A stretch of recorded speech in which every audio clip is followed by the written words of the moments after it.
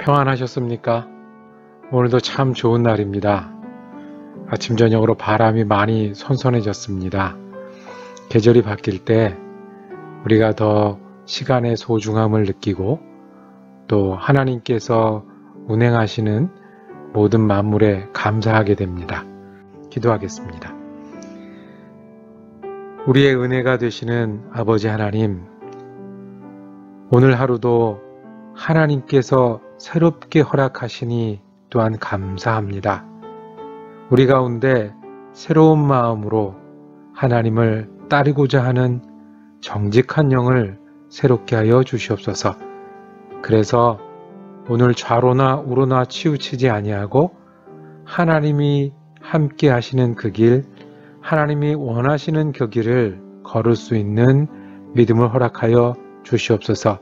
주님, 때때로 주님께서 지혜를 넣어주시고 때때로 주님께서 우리의 마음을 다스려 주시고 때때로 주님께서 우리가 주님을 붙들 수 있는 용기 또한 허락하여 주시옵소서.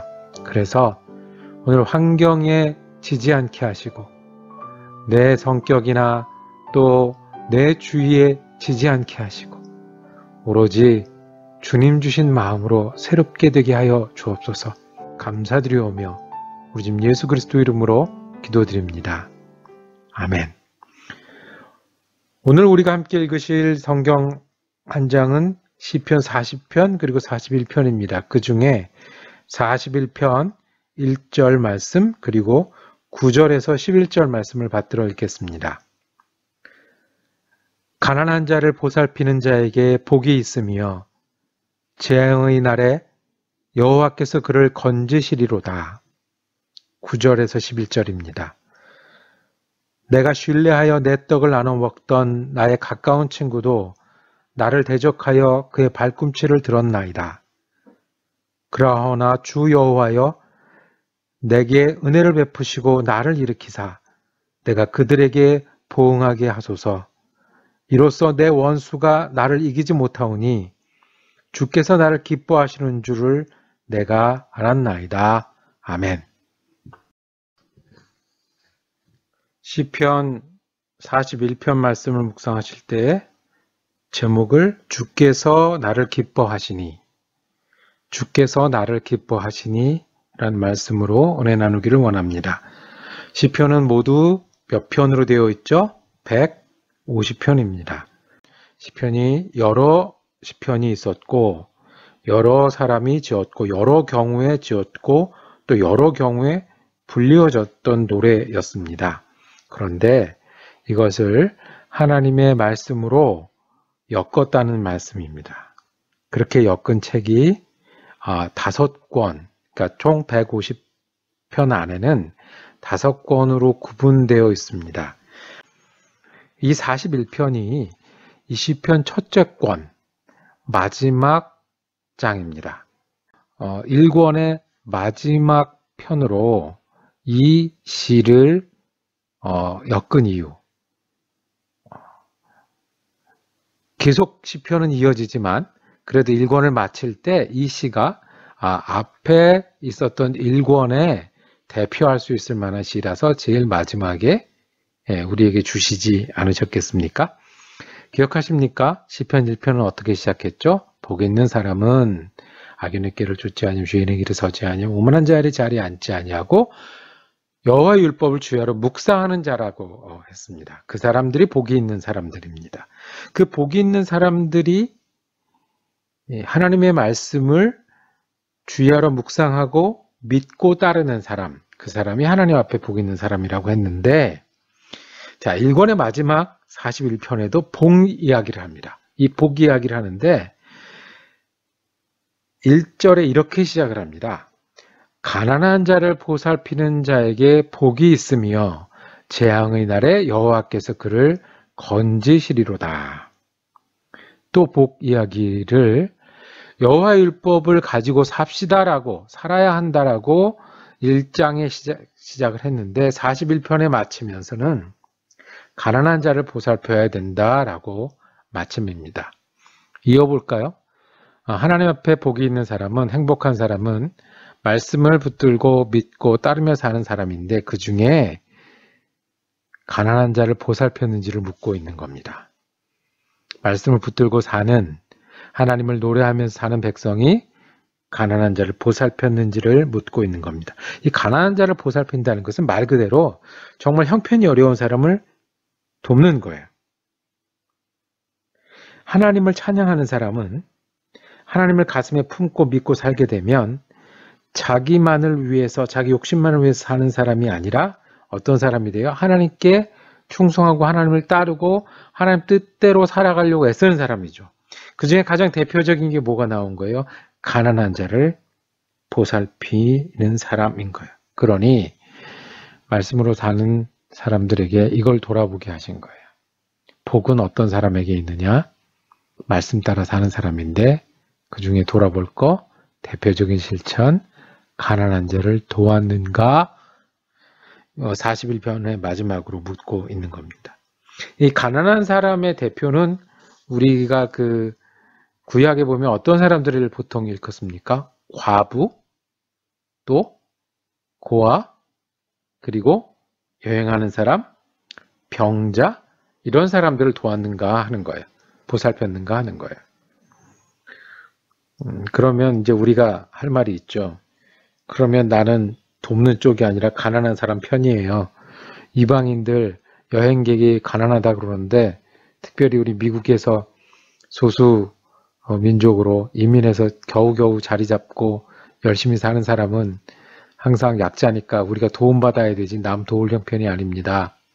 그런데 이 가난은 단순히 과부냐, 고아냐, 병자냐, 이방인이냐를 묻는 게 아니라 더 나가야 되겠죠.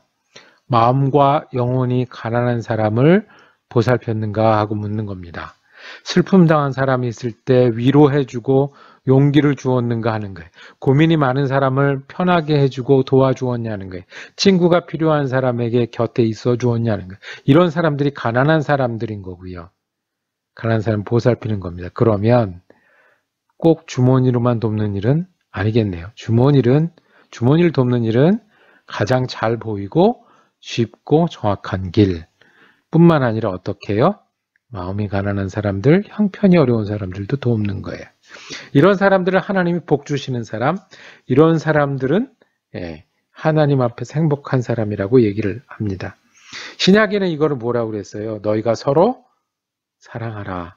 그 사랑의 제일 표현은 가난한 사람, 보이는 일에 보이지 않는 일에 가난한 사람을 돕는 일입니다.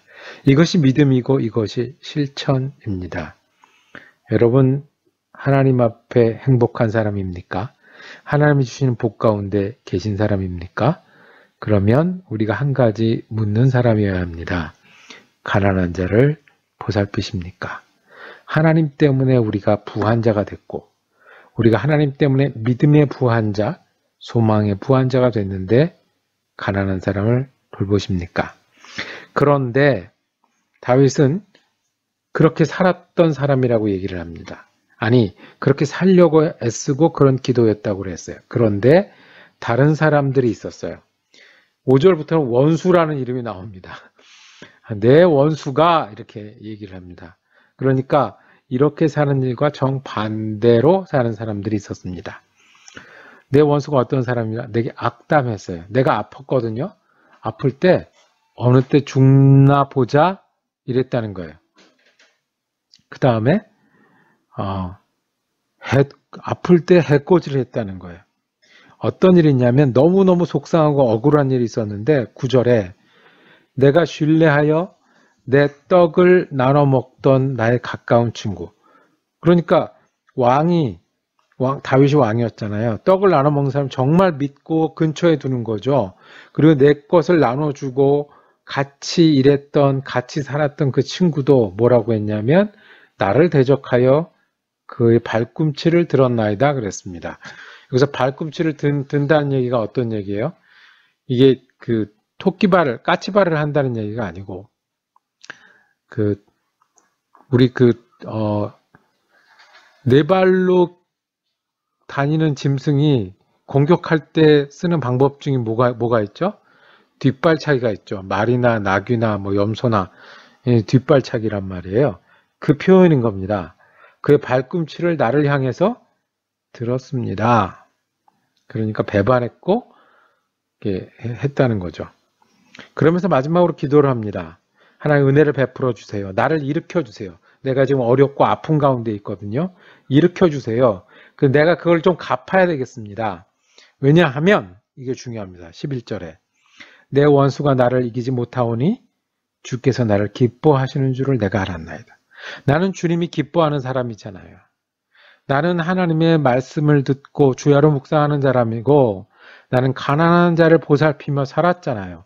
주님이 나를 기뻐하시는 줄을 내가 아는데 그래서 내게 다시 힘을 주셔서 내가 주님이 기뻐하는 사람, 이대로 끝나지 않는 사람, 그래서 주님이 나와 함께 하신 걸 보여주는 사람 되게 해주세요 라고 기도해야 되는 거예요. 우리 말로 하면 주님 내가 힘을 되찾아야 되겠습니다. 주님이 저를 기뻐하시는 줄 아는데 그것을 내가 다시 보여주어야 되겠습니다 하는 거예요. 자, 우리가 힘들고 아플 때 기도합니다. 낫게 해주세요. 도와주세요. 일어나게 해주세요. 그런데 우리가 부르짖고 아프다고 힘들다고 해도 주님 들으세요. 근데 다윗처럼 기도했으면 좋겠습니다. 주님 날 기뻐하시잖아요. 내가 기뻐할 만한 사람이잖아요. 그러니 나를 다시 회복시켜 주세요. 그러면 주님 앞에 이렇게 살고 이렇게 믿는 게 맞다는 것을 보여주게 해주세요. 이런 거죠. 우리 가정을 다시 든든하게 해주세요. 예수 믿고 사랑을 실천하는 가정이 어떻게 일어나는지를 보여주게 해주세요. 라고 기도하는 거예요. 우리 교회가 부흥하게 해주세요. 우리 믿음이 여기 있지 않습니까?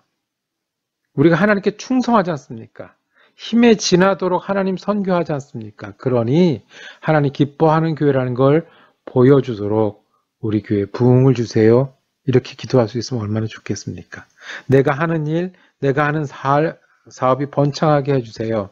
예수님 믿고 정직하게 열심히 일하면 하나님 기뻐하신다는 것을 내 일을 통해서 보여주게 해주세요. 이렇게 기도할 수 있으면 얼마나 멋지겠습니까? 다윗은 그렇게 했습니다. 나는 가난한 사람을 보살피며 살려고 애쓰고 기도하고 그렇게 지냈습니다. 그런데 원수들이 있네요. 내가 힘드니까 이렇게 나를 해코지하고 나를 대적하는 사람이 있네요. 주님, 다시 회복시켜 주세요. 하나님 기뻐하시는 사람이 어떤 사람인지 보여주어야 하지 않습니까? 예, 우리가 힘들 때 어려울 때 주님 기도하면 들으십니다. 그런데 우리도 이런 기도했으면 좋겠습니다. 주님 기뻐하는 우리 아닙니까? 여기 이거 기뻐하시지 않습니까? 그래서 다시 회복시켜 주세요. 그러면 우리가 하나님 기뻐하는 사람이, 하나님 기뻐하는 가정이, 기뻐하는 교회와 기뻐하는 일터가 어떤 건지 드러낼 수 있도록 우리의 힘을 다시 더해주세요라고 기도하며 지내는 한날 삼으시기를 원합니다. 하나님 아버지, 우리가 주님께 기쁨을 드리는 사람이 되기를 원합니다. 말씀을 붙들고 살고 정말 그 말씀대로 내가 주님 기뻐하는 일들을 하면서 살아서 그런 마음을 가지고 살아서 주님께 기쁨을 드리고 그 기쁨을 다시 드러내고 전하기 위해서 우리에게 힘을 주시고 우리에게 건강을 주시고 우리에게 부흥을 주시고 우리에게 번창을 주시옵소서. 우리 지금 예수 그리스도 이름으로 기도드립니다. 아멘. 오늘 토요일입니다. 한 주간 동안 말씀 묵상 함께 할 수 있어서 감사했고요. 내일은 주일이니까 은혜로운 주일 예배 드리시길 원합니다. 우리 교회는 또 유튜브로 사랑 커뮤니티 처치 주일 예배를 드립니다. 기억하시고 함께 해주시고요.